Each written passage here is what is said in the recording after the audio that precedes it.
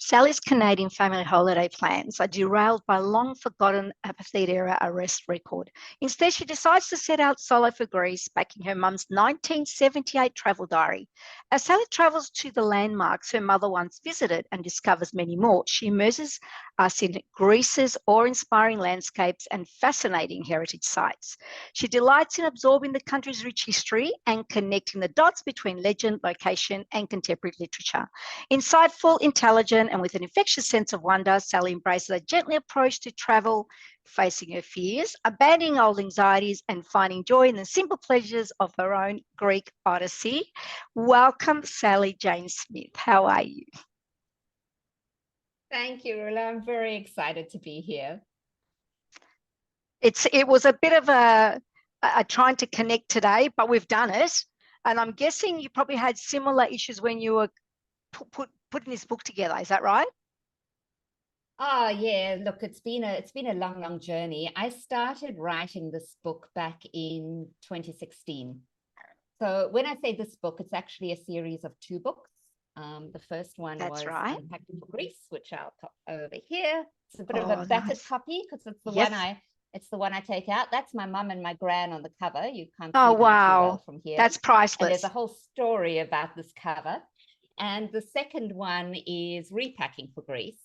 Yes. And these 2 books have been on a very long journey since that first time I set foot on Greek shores all the way back in 2016. So I have read. About 8 years.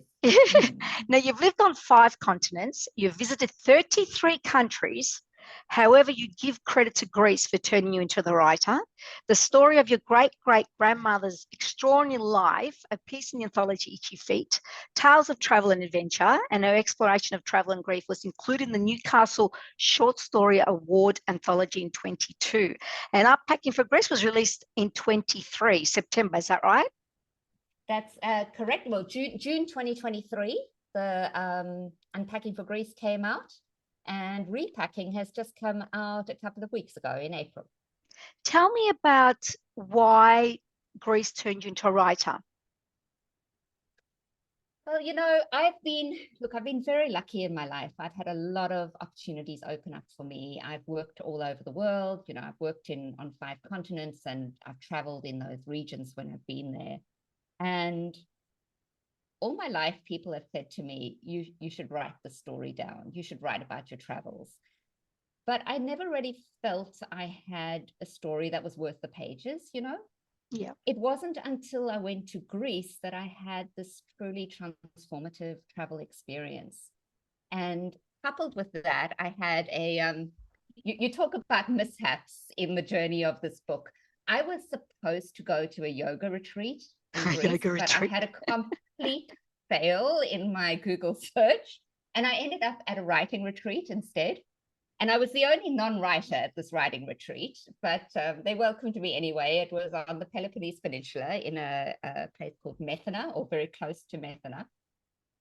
And I spent this week in the company of writers there, and at the time had no intention or thought that I would ever write a book. But I was fascinated by everything they had to say. And obviously something germinated in my mind, because a couple of weeks after I got back to Australia, it's such a cliche, it sounds like something out of a soap opera, but I woke up one morning and I'd had a dream that I was writing a book about my travels. Wow. And, you know, I posted about it on Facebook and everyone said, do it. And I did. And here I am. I thought it would take me a year. It took me 8 years. Wow. I had a lot of unlearning to do. Well, bestseller novelist and award-winning journalist Richard Clarke has added his endorsement by adding an engaging companion. Sally's life-affirming book reminds us all to seize the moment. I understand the series has gained a lot of attention in Greece and among the Greek diaspora in America, but it's not well known in Australia. And as an immigrant in Australia, I understand the importance of having your work represented here in the Greek Australian media. So I'm here to help, and I'm sure a lot of people will follow suit. Now, the series is recognised as an ideal travel companion for those dreaming of or planning trips to Greece. The 2-book Packing for Greece series takes readers to 16 iconic locations Athens, Delphi, Medeora on the Greek mainland, Monovasia, that's one of my favorite places. Sparta, Naplio, Mycenae, did I pronounce that right? I haven't been there. Epidavros and Methana on the Peloponnese Peninsula. And the islands of Santorini, Rhodes, Hydra, Aegina, did I say that one right? Poros, You're Kefalonia, asking and me. As a tourist, I say Egina, Aegina. but whether Okay. I'm saying it correctly. That's okay. And Curfew, with a side trip to Butrint, an Albanian heritage site with strong links to ancient Greek mythology. I want you to go back to your memory of your great grandmother. Obviously, the inspiration has come from all there. What are some of the memories that you have of her that has also been an inspiration for this book? Well, my great-great-grandmother, who makes a cameo appearance in the book, she never went to Greece, although she was in Constantinople and in the mid-19th century, which is, a very treasured memory of mine, although I don't remember it myself, obviously. But she was an incredible figure in our family's history. She had a very hard life. She was orphaned at the age of 3 and sent to live with an abusive uncle in Germany. We She do was hear of German. many stories like that. We do. Yes. She wrote a letter when she was in her 80s. She wrote a letter to her grandchildren. It's a 23-page letter, I think, which she actually wrote in the back of an old boarding house ledger. And that letter is now in a museum in South Africa. Oh, and wow. in that letter, she had a life on 4 continents. Her husband, I shouldn't speak ill of my great-great-grandfather, but he wasn't the best husband in the world. And she spent a lot of time following him around the world in conditions of quite extreme poverty. But that were the from the way we times. travel Yeah. today. Look, that were the times, and we do hear of many stories, with all due respect to your grandma, we do hear of many stories that come out that was sort of what life was like. And again, they weren't as educated as we are now to be out of those sort of environments. So absolutely. And the conditions, when you were a married woman with a lot of children, she had 8 children, only one of them survived to adulthood. wow. You don't have a lot of choices. So she followed, her husband was a soldier. That's why she was in Constantinople. He was stationed there during the Crimean War, waiting to go out to the front. He fought in the American Civil War. He came to South Africa, which is where I was born. So so she was another nomad in the family. How many years did you reside in Africa? Well, I lived in Africa. I was born in Africa, and I lived in Africa for, I came and went because of all my travels, but I'd say that I've probably spent 35 years of my life living in Africa. In Africa. And a Greek background. Is there a Greek background that goes back in time? In my family, not at all. And not even, it's my affinity to Greece is in my spirit only. I wish I had some Greek blood. The background from my family is a very, very slight one, and it is this little diary. Oh, wow. So this was my mother's diary in 1978. Can you take a photo of that? Yeah, take a photo, a couple of pages, and I would love to share that. That's just Absolutely, priceless. I will do that. So that's this little diary, and when you say a couple of pages, you can see it's tiny handwriting, very cryptic notes that she made. Wow, very priceless. Quite hard to read. In 1978, she went on pilgrimage with her church. They went to the Holy Land and they went to Rome. She was a Catholic. So they went to the Vatican. And on the way back, they spent a few days in Greece. And it was really only a few days. They were in Athens. They went to a couple of the Saronic Islands nearby. Their focus was religious. So, they went to see places where St. Paul preached. And she wrote this little diary. Now, I was only 7 years old at the time, not even quite 7. So I had no memory of the school. I just remembered my mum and my gran went somewhere with the church. That's all. And when they came back, they brought presents home. You know, that's what you remember when you're a child. When you're a and child. I remember she brought back these blouses, these real touristy kind of blouses with for my sister and I. And my sister, who was 17, she was allowed to wear hers off the shoulder, and I was not. And, you know, this was dreadfully unfair that I wasn't allowed to wear my blouse that way. And that's my memory. Now, my sisters, who are much older than me, they, when they heard I was going to Greece, they said to me, but Mum went there, she's got this diary. And they gave me the diary. And this became a travel companion for me as I traveled in Greece. It really does fascinate me with people that are non-Greek, don't have a Greek background, and yet they have a fascination with Greece, and they write books.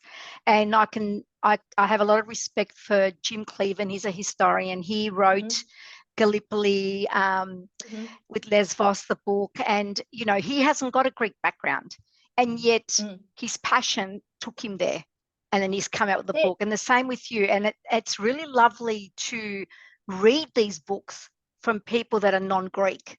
It's almost like we know the story is going to be real, kind of a thing, not exaggerated or anything like that. So I have a lot of respect for you, like I have for Mr. Cleveland. Thank you. Now, there is something about Greece that does seem to inspire people. You know, I feel that in Greece, when I'm talking to non-Greeks, I say that it was in Greece that I fell back in love with my own life.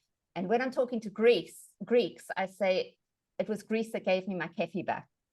And it really is something that there is a magic, I believe, to the country, because there are so many people who go there. They go there for a brief holiday, like I did, with no idea that it will change their lives forever.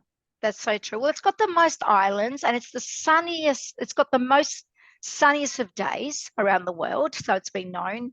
And obviously, anywhere you go to Greece, there is history, and it's still there, the architecture, and obviously the elderly people that keep the stories alive. And the you know, I did laugh when I showed my manuscript to a friend of mine. He told me I was such a cliche because, you know, I'm a middle-aged woman and I went to Greece to find myself. And I was like, well, you know, people have been traveling to Greece to find themselves for thousands of years. You know, in Delphi, it says know thyself on the outside of the temple. You know, this is something that there is a quality, I believe, to the place that does help many of us find ourselves. I totally agree with you there. I've been a few times actually, and it was the last time last year that I went, that it had an effect on me compared to every other time. Now, I don't know if that comes with age. I'm not sure, but something did change in me when I was there, and it wasn't just touring and having a holiday. Now, let's go back to the book, the series. Major Greek-American newspaper, the National Herald, reviewed Unpacking for Greece in both its print and digital editions on the 25th of June 23, under the headline Compelling Travel Memoir. In December 23, Unpacking for Greece hit the #1 Kindle bestseller spot for Greek travel on Amazon. In February this year, Book Club picked Unpacking for Greece for the Hellenic Cultural Society of South Florida. Now we've just got to get it out here in Australia. Absolutely. And, you know, I am with the second book, I have had more success in getting the word out. I publish these books independently, so that means I don't have a huge marketing machine behind me, and that's why it has been hard to, I guess, to just let people know that the book exists. But this year, I actually have been getting more support, and it's that's just wonderful. About getting the word out.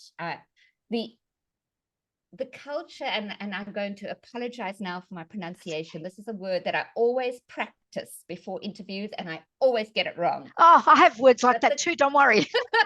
The culture of philoxenia. Philoxenia, you said that properly. Bravo. Oh, thank you. Bravo. The culture of philoxenia, I believe, is not only something that I experienced in Greece. It is something that I have experienced from the community of Greek readers and writers, and any any kind of lack of attention to this book has just been because I haven't been able to get the word out. As soon as I speak to people, they are so generous in That's right. welcoming me. And we do have a lot of something philoxenia here in Melbourne, okay? absolutely, I have to come and see. the the position of being a non-Greek writing about Greece is something that I am super aware of, kind of not crossing that line of speaking for Greece or speaking for Greeks. My views are the views of an outsider, a traveler who has been welcomed by Greece, by the country and by the people. And it was unexpected with the first book, and now is probably the most treasured part of this experience for me, the idea that Greek readers and writers would welcome me and are welcoming me is incredible. Now, you're going to a book fair June the 4th? No, the book has been released June the 4th. You're going to a book fair in Sydney. Yes, well, this weekend I'm going to a book fair in Sydney, but this one, as I say, I'm just a member of the audience. It's the Greek Australian Writers Festival. Well, it's going to be a great place to network and to meet people. It is, and I think they still have tickets available. So if anyone's interested, the Greek Australian Writers Festival is happening this Sunday in Sydney. And then on the 5th of June, up on the New South Wales Central Coast, which is just north of Sydney, there will be a launch event that's hosted by the Words on the Waves Writers Festival. And that's a launch event for my book, along with 2 other authors' books. That's fantastic. Tickets are free for that one. So if anybody would like to attend, I'd love to see you there. It's at Tuggerah Library, and the tickets are available at the Words on the Waves Writers Festival website. Great. Now, you've sent me a lot of material for the media releases. Sorry about that. I don't know if you heard that. My phone just went off. No problem. So you've sent me a lot of media. You've sent me media releases. You sent me all the information. So I will also post that under this interview. And obviously people are going to hear you saying it yourself now. So it's all going to be out there. Thank you. Are you planning to come to Melbourne at any time? I'm hoping to. So a little later this year, I'm going to Adelaide. And I am chatting with a couple of people. Nothing is definite yet, so I can't announce anything. I have been chatting with a couple of people in a Hellenic cultural organization. So if you're in Adelaide and you're interested in coming to hear me speak, if it happens, I'll be letting everyone know through my newsletter, which you can sign up to on my website, which is www.sallyjanesmith.com, or as @journeysinpages on social media. I'll be spreading the word as soon as I know for sure. So that's what's happening this year. And then early next year, you mentioned Jim Cleaves and Lemnos. I'm hoping very much to go to Lemnos and see that memorial trail in April next year. Well, if you do come to Melbourne is next. So hopefully in the second half of next year, I should be. Okay. Well, now at the end of February, we usually have the Antipodes Festival. That's a huge festival. Okay. So it's a great time to come, because 101% there you'll meet, unless you already have Coralie Dimitriakis, Jim Cleaven. There'll be a lot of people there that'll be talking about their books, and obviously they will get behind you as well, as we do us Melburnians. So with Coralie Dimitriakis, I know you'd mentioned that you'd seen the interview. Yes. Have you actually met her? Yes. No. I think we've been friends on Facebook for a long time, but sort of kind of friends. We've never met in real life. We just, we've encountered each other's social media and enjoyed what we post. Look, you need to contact her. I can tell you 100%, you need to contact her. She will be really pleased to hear from you. And I'm guessing, knowing Coralie the way I've known her for over the years, she will probably bend over backwards to help you as well. That's just her persona. And yeah, please do reach out, because she's going to see this video. And then you've got to reach out to her. I love the vibe between the two of you in that interview of yours that I saw. Thank you. Yeah, it's kind of different when you're there live. And I've followed Coralie's journey for a few years, and she does the different works, and look, she makes it easy just like you do, but it is easier when you're in person. And her books are obviously very different to your book, so you can really have fun have fun with her books, during an Yeah, interview, her poetry is fantastic. isn't it? Yeah, she doesn't But hold please, back. no, she doesn't hold back, but please do get in touch. I will be tagging her in the post that I put up there. And if you don't, I'm definitely certain she'll be reaching out to you. Wonderful. No, I will get in touch with her for sure.